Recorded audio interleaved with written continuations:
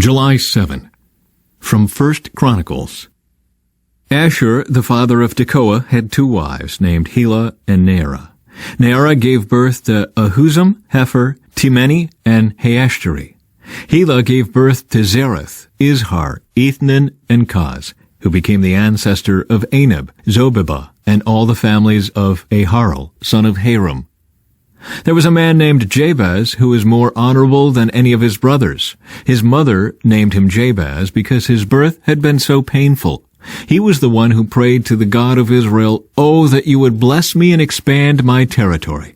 Please be with me in all that I do and keep me from all trouble and pain." And God granted him his request. Caleb, the brother of Shuah, was the father of Mir. Mir was the father of Eshton. Eshton was the father of Bethrapha, Paseah, and Tehinnah.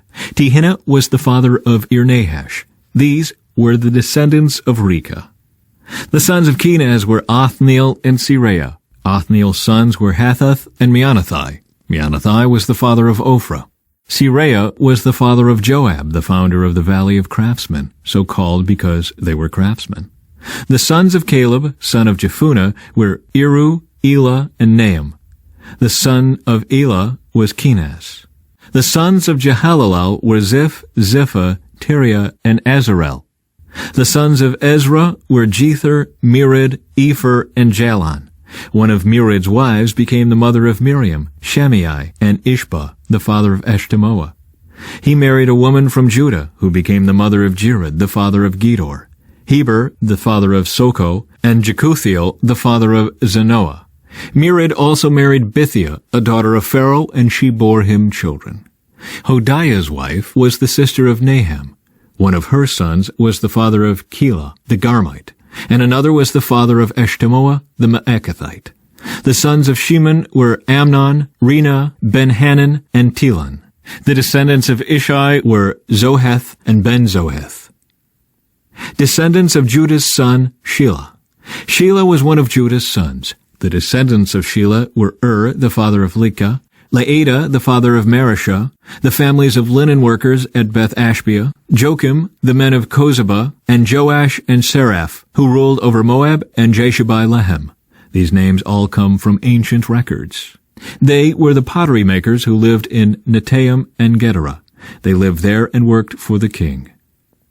Descendants of Simeon. The sons of Simeon were Jemuel, Jamin, Jerib, Zohar, and Shaul. The descendants of Shaul were Shalom, Mibsam, and Mishma. The descendants of Mishma were Hamuel, Zakur, and Shimei. Shimei had 16 sons and 6 daughters, but none of his brothers had large families, so Simeon's tribe never grew as large as the tribe of Judah. They lived in Beersheba, Moladah, Hazar-Shul, Bilhah, Ezem, Tolad, Bethul, Hormah, Ziklag, Beth-Markaboth, Hazar-Susim, Beth-Biri, and Shearaim. These towns were under their control until the time of King David. Their descendants also lived in Etam, Ain, Rimmon, Token, and Ashan, 5 towns and their surrounding villages as far away as Baalath. This was their territory, and these names are listed in their genealogical records. Other descendants of Simeon included Meshobab, Jamlech, Joshua, son of Amaziah, Joel, Jehu, son of Joshabiah, son of Seraiah, son of Aziel, Elioenai, Jaakobah, Joshahiah, Asaiah, Adiel, Jezemiel, Benaiah, and Ziza, son of Shiphi, son of Alon, son of Jedaiah, son of Shimri, son of Shimea. These were the names of some of the leaders of Simeon's wealthy clans. Their families grew, and they traveled to the region of Gerar, in the east part of the valley, seeking pasture land for their flocks. They found lush pastures there, and the land was quiet and peaceful. Some of Ham's descendants had been living in that region, but during the reign of King Hezekiah of Judah, these leaders of Simeon invaded the region and completely destroyed the homes of the descendants of Ham and of the Meunites. No trace of them remains today. They killed everyone who lived there and took the land for themselves, because they wanted its good pasture land for their flocks. 500 of these invaders from the tribe of Simeon went to Mount Seir, led by Pelatiah, Neriah, Rephaiah, and Uzziel, all sons of Ishai. They destroyed the few Amalekites who had survived, and they have lived there ever since. The oldest son of Israel was Reuben, but since he dishonored his father by sleeping with one of his father's concubines, his birthright was given to the sons of his brother Joseph. For this reason, Reuben is not listed in the genealogical records as the firstborn son. The descendants of Judah became the most powerful tribe and provided a ruler for the nation, but the birthright belonged to Joseph. The sons of Reuben, the oldest son of Israel, were Hanok, Palu, Hezron, and Carmi. The descendants of Joel were Shemaiah, Gog, Shimei, Micah, Reiah, Baal, and Beerah. Beerah was the leader of the Reubenites when they were taken into captivity by King Tiglath-Pileser of Assyria. Beerah's relatives are listed in their genealogical records by their clans: Jeiel, the leader, Zechariah, and Bela, son of Azaz, son of Shema, son of Joel. The Reubenites lived in the area that stretches from Aror to Nebo and Baal-Meon. And since they had so many livestock in the land of Gilead, they spread east toward the edge of the desert that stretches to the Euphrates River. During the reign of Saul, the Reubenites defeated the Hagrites in battle. Then they moved into the Hagrite settlements all along the eastern edge of Gilead. Descendants of Gad.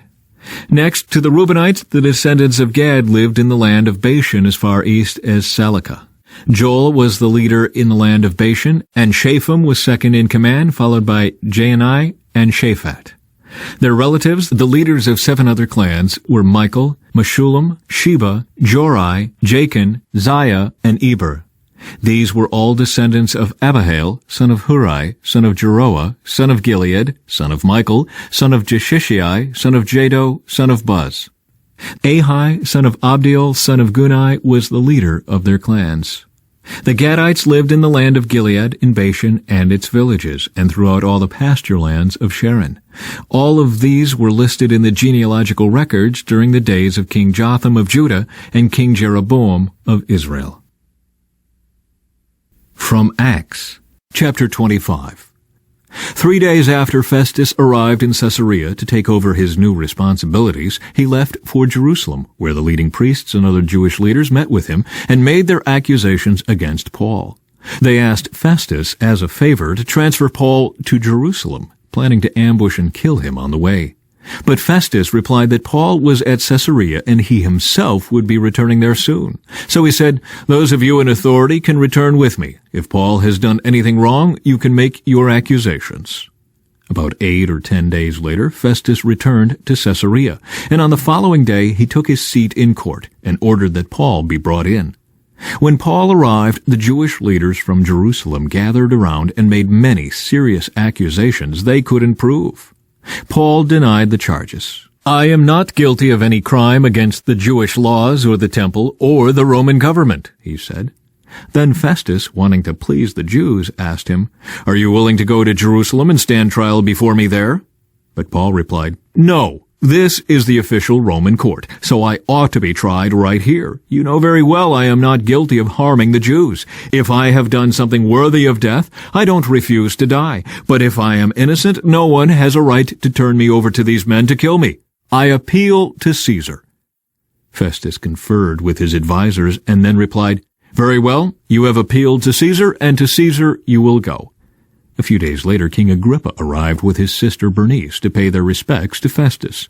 During their stay of several days, Festus discussed Paul's case with the king. "There is a prisoner here," he told him, "whose case was left for me by Felix. When I was in Jerusalem, the leading priests and Jewish elders pressed charges against him and asked me to condemn him. I pointed out to them that Roman law does not convict people without a trial. They must be given an opportunity to confront their accusers and defend themselves. When his accusers came here for the trial, I didn't delay. I called the case the very next day and ordered Paul brought in. But the accusations made against him weren't any of the crimes I expected. Instead, it was something about their religion and a dead man named Jesus, who Paul insists is alive. I was at a loss to know how to investigate these things, so I asked him whether he would be willing to stand trial on these charges in Jerusalem.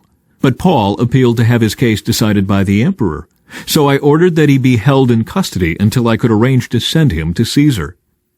"I'd like to hear the man myself," Agrippa said, and Festus replied, "You will, tomorrow." Paul speaks to Agrippa.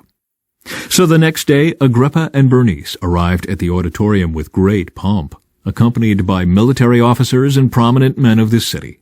Festus ordered that Paul be brought in.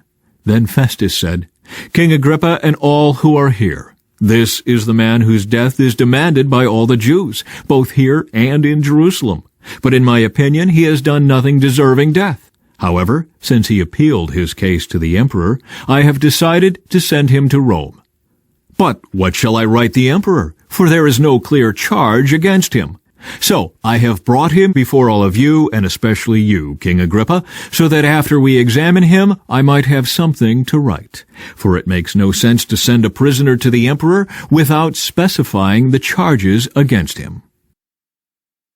Psalm 5. O Lord, hear me as I pray. Pay attention to my groaning. Listen to my cry for help, my King and my God. For I pray to no one but you. Listen to my voice in the morning, Lord. Each morning I bring my requests to you and wait expectantly. O God, you take no pleasure in wickedness. You cannot tolerate the sins of the wicked. Therefore the proud may not stand in your presence, for you hate all who do evil. You will destroy those who tell lies. The Lord detests murderers and deceivers. Because of your unfailing love, I can enter your house. I will worship at your temple with deepest awe. Lead me in the right path, O Lord, or my enemies will conquer me. Make your way plain for me to follow. My enemies cannot speak a truthful word. Their deepest desire is to destroy others. Their talk is foul, like the stench from an open grave. Their tongues are filled with flattery. O God, declare them guilty. Let them be caught in their own traps. Drive them away because of their many sins, for they have rebelled against you. But let all who take refuge in you rejoice. Let them sing joyful praises forever. Spread your protection over them, that all who love your name may be filled with joy. For you bless the godly, O Lord. You surround them with your shield of love. From Proverbs. An offended friend is harder to win back than a fortified city. Arguments separate friends like a gate locked with bars.